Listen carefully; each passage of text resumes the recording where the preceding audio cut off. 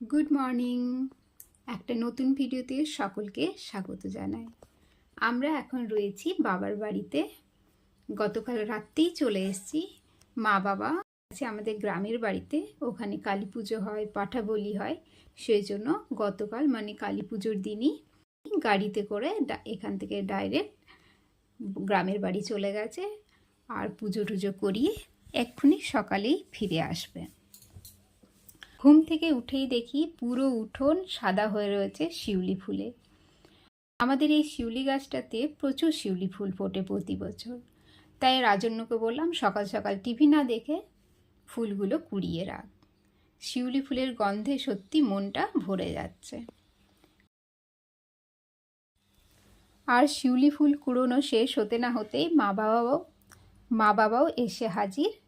আর আমি তো বাইরের গেটের তালাটা খুলতেও ভুলে গেছি, তাই তাড়াতাড়ি করে তালাটা খুলে দিলাম।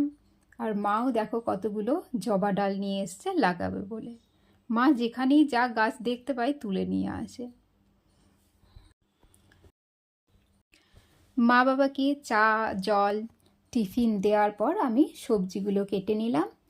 করলা, লাউ, পেঁয়াজ, আদা, রসুন সব কিছু কেটে নিলাম এবং বাবাও আমাকে হেল্প করলো। তারপর দেখো রান্নাগুলো করে নিলাম ঝটপট করে। আজকের মেনু বিশেষ কিছু না, করলা ভাজা, ছাগলের নাড়ি ভুড়ি দিয়ে লাউয়ের তরকারি। এই রেসিপিটা কিন্তু কালী পুজোর পরের দিন আমাদের প্রতি বছরই হয়।